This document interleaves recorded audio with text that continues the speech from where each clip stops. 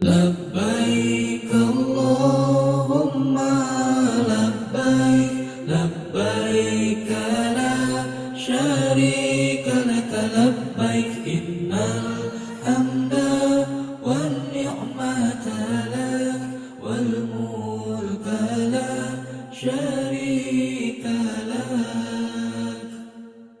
Acara ini dipersembahkan oleh Retali Mustajab Travel Cabang Medan. Umroh hemat, ibadah nikmat. Assalamualaikum warahmatullahi wabarakatuh. Alhamdulillahi rabbil alamin. Wabihi nasta'in ala umurid dunya waddin. Summa salatu wassalam ala khairil anbiya'i wal mursalin. Rasulillah Muhammad sallallahu alaihi wasallam wa ala alihi wa sahbihi ajma'in. Para pemirsa, kembali kita berjumpa dalam program Menjemput Umroh yang Makbul. Di episode keempat kali ini, kita akan membahas rukun ketiga dari umroh, itulah tawaf. Tawaf artinya berkeliling.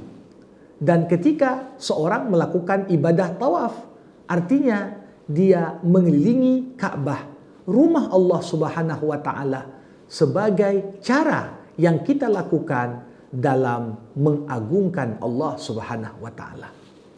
Setelah seseorang berihram dan memasang niat di miqat, maka berangkatlah dia dari miqat menuju Masjidil Haram. Di momen itu dianjurkan bagi setiap jamaah untuk memperbanyak membaca talbiyah. Labbaik Allahumma labbaik, labbaik la syarika laka labbaik, innal hamda wan ni'mata laka wal mulk la syarika lak. Aku datang memenuhi panggilanmu ya Allah. Aku datang memenuhi panggilanmu ya Allah. Segala puji dan kerajaan hanya milikmu ya Allah. Tidak ada sekutu bagimu ya Allah. Ini terus dibaca sepanjang perjalanan, baik dengan suara yang jahar maupun suara yang tersembunyi. Dan ketika sampai di area komplek Masjidil Haram, maka dianjurkan bagi setiap jamaah untuk masuk ke Masjidil Haram melalui pintu Babus Salam. Babus Salam salah satu pintu yang ada dari pintu-pintu yang ada di Masjidil Haram. Babus Salam artinya gerbang kedamaian. Ini mengisyaratkan kepada kita, jamaah umroh yang datang menuju Masjidil Haram adalah orang-orang yang membawa pesan perdamaian. Semua ibadah umroh kita dari awal niat hingga selesai tahallul semuanya membawa pesan-pesan perdamaian. Betapa indah, kita tak saling menyakiti, kita tak saling berbantah. Kemudian dianjurkan ketika seorang melangkah masuk dan melihat dari kejauhan bangunan Ka'bah yang begitu agung. Rasulullah mengajarkan kepada kita, siapapun yang melihat Ka'bah dari kejauhan, hendaklah dia membaca Allahumma zid li hadzal bait tasyrifan wa ta'zima. Ya Allah, tambahkanlah untuk rumahmu itu keagungan dan kemuliaan. Ini adalah ekspresi bagaimana kita semua dianjurkan untuk menggambarkan rasa rindu kita. Bayangkan orang yang menabung sedikit demi sedikit hingga berkesempatan untuk berangkat umroh. Bagaimana kita bisa membayangkan perasaan gembira yang menyelimuti hatinya ketika melihat rumah Allah yang selama ini hanya dilihat dari foto maupun dari televisi. Jamaah rahimakumullah. Setelah itu seorang dianjurkan untuk terus mendekat. Sebelum melakukan ibadah tawaf, ada beberapa ketentuan dan syarat yang perlu untuk diperhatikan. Pertama, para ulama sepakat kalau seorang ingin bertawaf, dia harus pastikan dirinya dalam kondisi bersuci. Suci dari hadas kecil maupun suci dari hadas besar. Artinya, dia sudah berwudu. Dengan kondisi suci itulah ya, dia kemudian lakukan tawaf. Karena hakikatnya tawaf ini seperti sholat juga. Yang kedua, dia disuruh untuk memulai tawaf dan mengakhirinya di rukun Hajar Aswad. Jamaah rahimakumullah, kalau kita melihat bentuk Ka'bah itu seperti kubus ditambah dengan setengah lingkaran. Dan kubus memiliki 4 sisi. Ada yang namanya sisi yang paling dekat dengan pintu Ka'bah, itulah yang namanya rukun Hajar Aswad atau sudut Hajar Aswad. Karena di sudut sisi itu terdapat Hajar Aswad. Kemudian di sisi yang sama, sejajar dengan rukun Hajar Aswad, di sisi yang ada pintu Ka'bah namanya rukun Iraqi. Rukun Iraqi, sudut Irak. Karena apabila sudut itu terus kita tarik akan sampai ke arah Irak. Kemudian kita akan temukan ada setengah lingkaran di sana yang namanya Hijr Ismail. Kemudian di sisi sejajar juga dengan rukun Iraqi ada namanya rukun Syami. Kalau ditarik sudut itu ke arah utara, kita akan sampai kepada negeri Syam.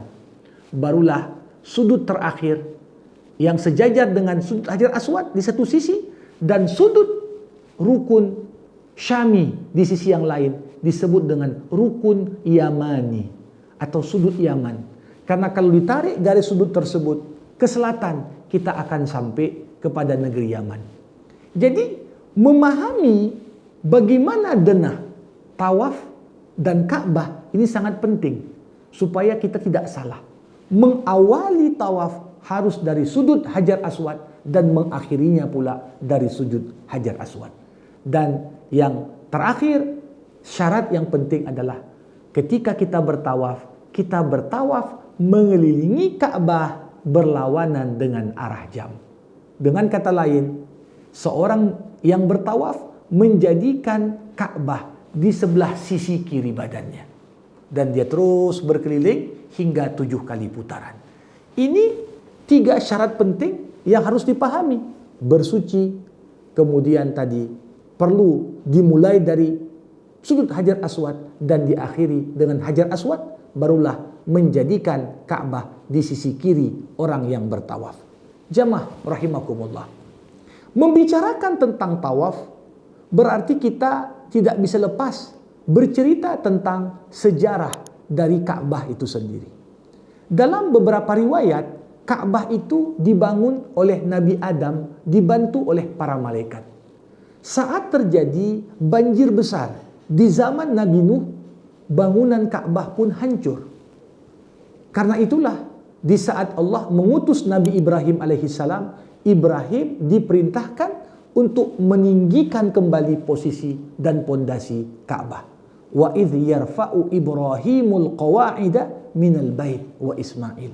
Ingatlah ketika Ibrahim dan putranya Ismail meninggikan pondasi Ka'bah. Namun bangunan Ka'bah pada awalnya tidaklah berbentuk kubus, tetapi kubus plus setengah lingkaran. Yang terjadi saat Nabi Muhammad sallallahu alaihi wasallam masih muda, ketika itu terjadi peristiwa robohnya Ka'bah. Ada riwayat yang mengatakan karena banjir, ada riwayat mengatakan karena terbakar. Sehingga ketika itu orang-orang Arab bersepakat untuk membangun kembali bangunan Ka'bah di posisi yang dibangun di atasnya bangunan yang dibangun Nabi Ibrahim. Namun orang-orang Arab, walaupun mereka ketika itu masih hidup di zaman jahiliyah yang bergelimangan dengan dosa dan kemaksiatan, tapi semua tokoh-tokoh Quraisy sepakat, kita tak boleh masukkan dana yang haram dalam biaya pembangunan Ka'bah. Sehingga terkumpullah uang, namun uang tersebut ternyata kurang dari biaya yang seharusnya dikeluarkan. Akhirnya Ka'bah pun dibangun dengan ukuran yang lebih kecil daripada ukuran sebenarnya. Seharusnya kubus tambah setengah lingkaran hanya dibangun kubus saja dan sedikit setengah lingkaran yang tingginya tidak sama dengan tinggi Ka'bah. Inilah yang kemudian kita sebut dengan Hijr Ismail. Dan pada dasarnya Hijr Ismail itu bagian dari Ka'bah. Sehingga Nabi berkata, siapa yang sholat di Hijr Ismail, seakan-akan dia sholat di dalam Ka'bah. Untuk itu, ketika kita berbicara tentang tata cara untuk bertawaf, tawaf dimulai dari garis Hajar Aswad. Ketika itu, setiap orang yang mau bertawaf menunjuk apabila dia dekat dengan posisi Hajar Aswad, dia sentuh Hajar Aswad. Kemudian dia cium tangan yang menyentuhnya. Atau dia cium Hajar Aswad kalau memungkinkan. Bagi yang di posisi jauh, cukup dia memberikan isyarat kepada Hajar Aswad untuk kemudian diawali tawaf dengan mengatakan Bismillahi Allahu Akbar. Kemudian seorang pun melangkah untuk bertawaf. Kita lihat antara sudut Hajar Aswad dengan pintu Ka'bah, inilah yang disebut dengan multazam. Ini merupakan sebuah tempat yang sangat mustajab untuk berdoa. Maka dari itu, ketika kita mengelilingi 4 sisi Ka'bah, silahkan kita baca doa-doa terbaik kita.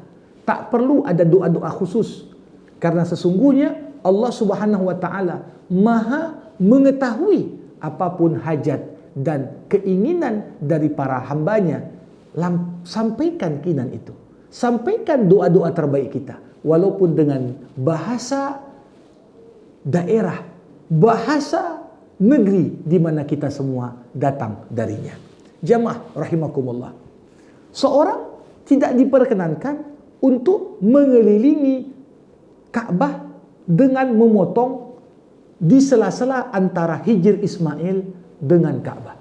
Siapa yang ingin bertawaf dengan melewati space kecil antara Hijr Ismail dan Ka'bah, ini sama seperti orang yang tak sempurna tawafnya. Karena Hijr Ismail itu dasarnya adalah bagian dari Ka'bah. Harus kita kelilingi dengan sempurna. Dan dalam Islam disunnahkan bagi jamaah laki-laki hendaklah bertawaf di 3 putaran pertama dengan ramal. Ramal artinya lari-lari kecil. Jadi kalau memungkinkan tidak terlalu padat, seorang itu di 3 putaran pertama berlari-lari kecil, kemudian di 4 putaran terakhir dia berjalan seperti biasa. Namun jamaah umroh wanita tidak dianjurkan kecuali berjalan sebagaimana biasa. Jamaah rahimakumullah, saat melakukan tawaf, ihram yang kita kenakan harus dalam posisi ihtidab. Ihtidab artinya apa? Kita menutupi pundak kiri kita dengan membuka pundak kanan, dengan melilitkan kain ihram di bawah ketek sebelah kanan. Jadi pundak kanan terbuka, pundak kiri tertutup. Ini yang namanya ihtidab. Kalau di luar tawaf, mungkin boleh seseorang menutup kedua pundaknya, tapi saat dia sedang tawaf, maka dianjurkan dan diperintahkan untuk melakukan ihtidab. Kemudian jamaah rahimakumullah, dalam hal ini syarat penting dalam bertawaf adalah dalam kondisi suci. Untuk itu, siapa yang berhadas, maka hendaklah dia memperbaharui wudunya dengan tidak mengulang tawaf dari awal, tapi dari posisi di mana dia meninggalkan areal tawaf, untuk kemudian dia lanjutkan hingga selesai tawaf.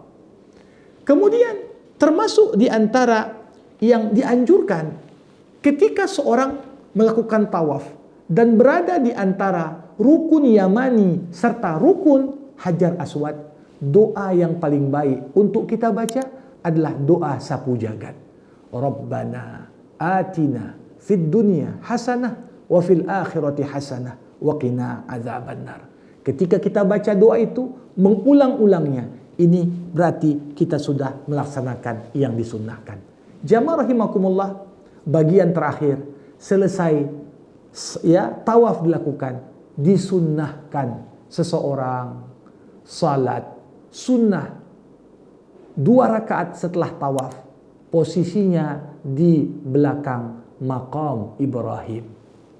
Maqam Ibrahim tentunya tempat yang berdekatan dengan apa yang kita sebut dengan multazam tadi. Maka seorang tak perlu harus merapat sekali dengan areal tawaf. Selama dia di belakang ya, agar tidak mengganggu jamaah yang sedang bertawaf, itu dibolehkan. Dan fungsi dari solat di belakang maqam Ibrahim, pernyataan dari kita adalah bagian dari umat Nabi Muhammad yang merupakan pengikut Nabi Ibrahim alaihissalam. Setelah itu dianjurkan kita membaca surah Al-Kafirun di rakaat pertama dan surah Al-Ikhlas di rakaat kedua, untuk kemudian diakhiri juga dengan menunjuk kembali ke arah Ka'bah dan mengecup ketika melihat Ka'bah. Demikian sebagian dari tata cara bertawaf, untuk kemudian kita lanjutkan di episode berikutnya tentang rukun-rukun lainnya. Jangan lupa like dan subscribe Art Media Official. Wabillahil hidayatu wat taufik. Assalamualaikum warahmatullahi wabarakatuh. Kami dari Travel Retali Medan membuka program tabungan umroh sebagai langkah awal menuju Baitullah. Ada 6 keistimewaan program tabungan umroh bersama Retali Medan. 1. Harga dan jangka waktu menabung yang fleksibel. 2. Dapat digantikan orang lain. 3. Aman tanpa riba. 4. Bebas memilih paket sesuai yang tersedia di Retali Medan. 5. Cicilan tabungan sesuai kemampuan. 6. Dapat ditransfer dari bank manapun. Caranya sangat mudah. Anda cukup melakukan setoran awal minimal Rp1.000.000, melampirkan fotokopi KTP dan fotokopi KK, serta mengisi formulir pendaftaran. Bersama Retali Medan, ibadah nikmat, biaya hemat.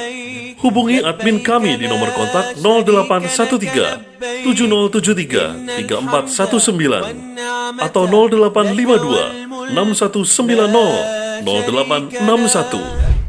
لبيك اللهم لبيك لبيك لا شريك لك لبيك إن الحمد والنعمة لك والملك لا شريك لك. Acara ini dipersembahkan oleh Retali Mustajab Travel Cabang Medan. Umroh hemat, ibadah nikmat.